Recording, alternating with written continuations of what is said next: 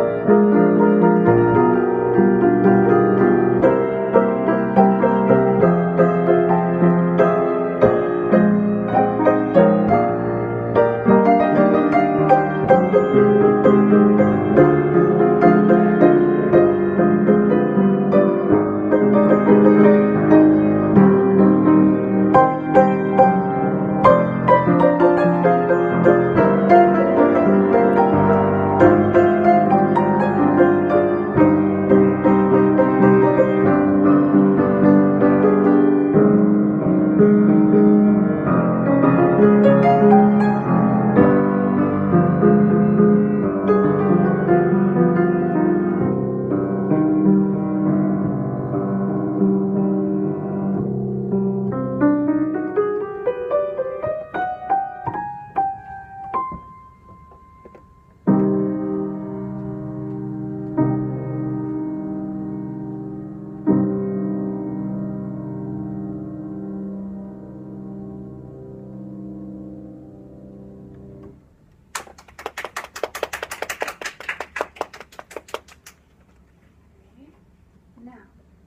I'm going to ask you the questions.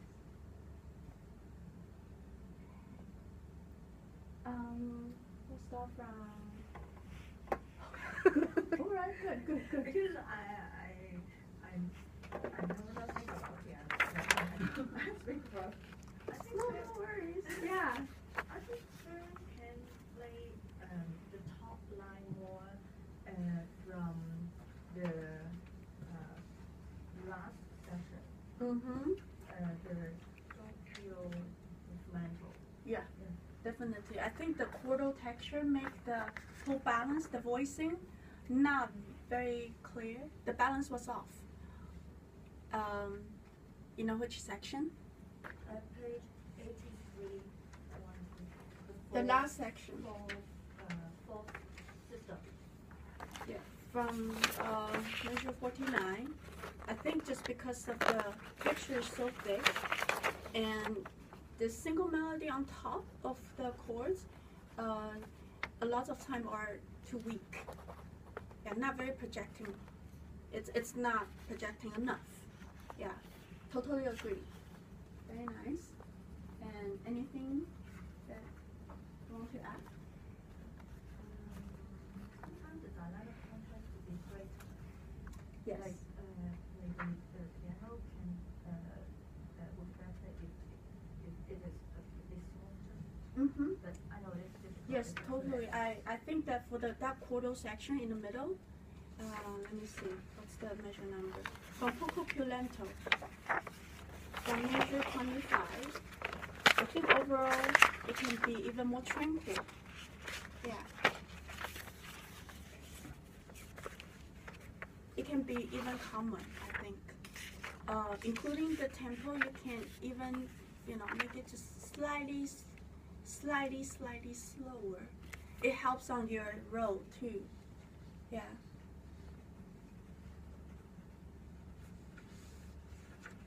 Okay, good. Sandy? Yes, I love the beginning. Very expressive. But the ornaments at the beginning should be clearer. Some of the notes are failing. Oh, okay. I think it's the security. Yeah, I think that at this stage, those spots, those places are still not very secure enough. So yeah, that's what happened, right, Sharon? Yeah, I think that you do know those notes, but just sometimes I think that today is kind of nerve-wracking, so you couldn't play all the notes. Yeah. You know what Sandy talk about? Yes. Are you still shaking? Yes, she's shaking her hand. Okay. All right. Cat. The beginning, the organ play more here. Yes. But I like Sharon play very expressive. Yes. I think bar 47 to 48 to 49. I think here brief and then go. Totally agree. Actually, it's not just only there. A lot of between phrases, between the section, you can take more time. Okay, between the phrases, can take a breath before you don't just carry on without any feeling of the there wasn't breathing at all, and you need to project the structure as well, right? So take time. And actually, you know, this Chopin's music, it requires a lot of rubato, and I didn't hear any rubato taken in this piece in your performance today. I know that, you know, this is the first peer session, and you know, it's so early. I think that you're so busy with the notes already. You probably didn't have spare time to think about the rubato. But you know, after today's peer session, the next stage, you probably need to think about that, where you need to take time. Okay, a lot of places, the writing itself is actually more like a written out improvisation. Those places, you know, for you, feel free to take time, okay? And also, like I said, between the sections and between the phrases, you can take time as well, okay? It's a matter of, you know, how much that you want to take, okay?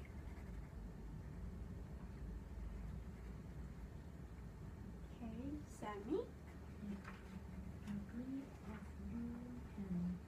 More rubato of each musical sentence. Yes. And is this the pedal can change it more More clear. Actually, to me, I feel like, especially the last section, I understand the texture is quite chordal, and you are afraid of making the sound too blurry, and you probably just let go the pedal sometimes, that not using pedal at all. But I think that we do need the pedals all the way through, but you need to pedal it skillfully, okay? Including more frequent change, okay, and shallower pedal, okay. You don't need to put down the pedal all the way down to the bottom, because it's a long distance from the top. If you just put half pedal or 1/3 and all the way, like change frequently, it will make the whole section more resonant and more consistent in the tone quality, okay? So that's what I feel, because sometimes it becomes so dry.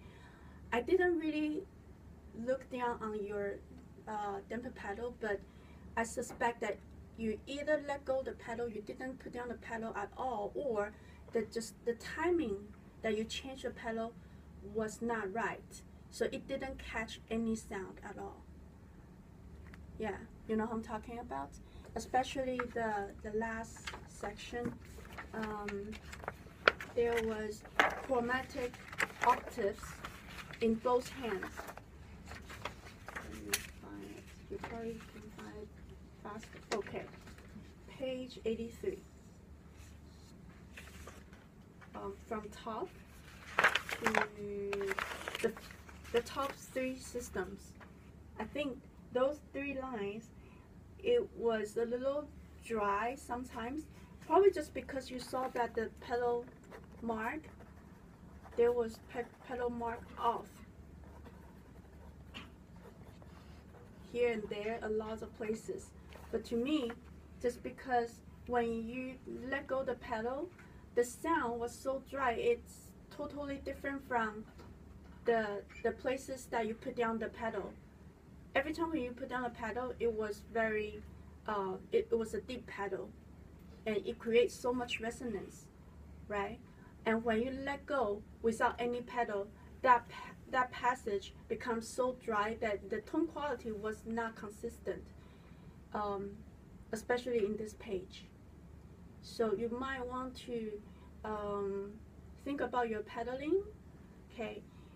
Experiment all different kinds of pedalings, okay? Either,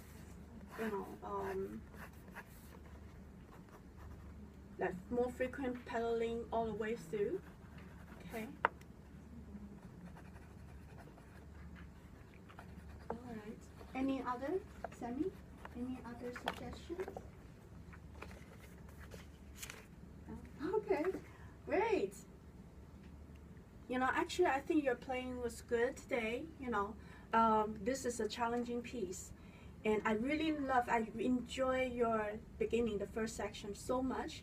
The second section, poco più lento, I think it could be calmer. Okay. Overall,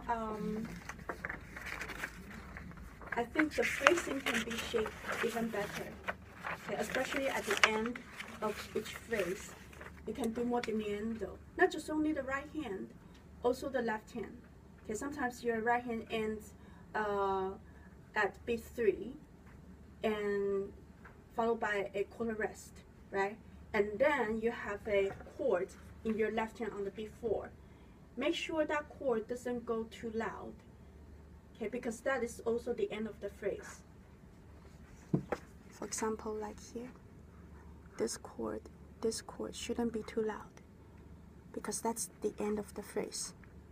And here, for example, I'm talking about the breathing, right? Here, this is an example that between the phrases, you need to take a breath. You know, a lot of time I complain about the pianist.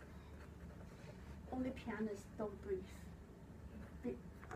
We have to, you know, understand that all the other instrumentalists, they need to take breath in order to keep on playing.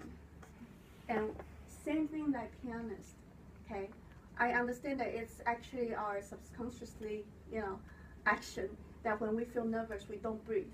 But you just have to, when you are practicing, you have to deliberately practice the breathing, okay? That is very important. Okay. I think what I told Sharon, that an example of a place that she can take a breath is in between measure 8 and 9. Okay, and actually this piece is the phrasing is quite square. You know, you can actually just mark a breath mark at the end of each phrase. A lot of places that you can take time, for example, measure 13, 14, 15. Measure 15, you can see that right here there are some small notes, right? This is, you know, an example of the written out improvisation. You can take a little time. No need to play like so metronomically. Okay, and tempo-wise, I think that I have to mention that this piece starts with lento. The second section starts with poco più lento. So you do have some room to, you know, to go a little slower, and then because that section is calmer, and then this last section you have doppio movimento. That means double the tempo, right? So actually, you need to plan out a good plan for your tempo. Start with the right tempo is very important here because you have to save some room for the middle calmer section, and then save some room for the last section, you know, which has a faster tempo and more complex voicing and thicker texture and harder technique. So think about your tempo, okay, to pave a smooth playing all the way through. All right? Okay. Anything to add? No? Okay. Thank you, Sharon. Thank you.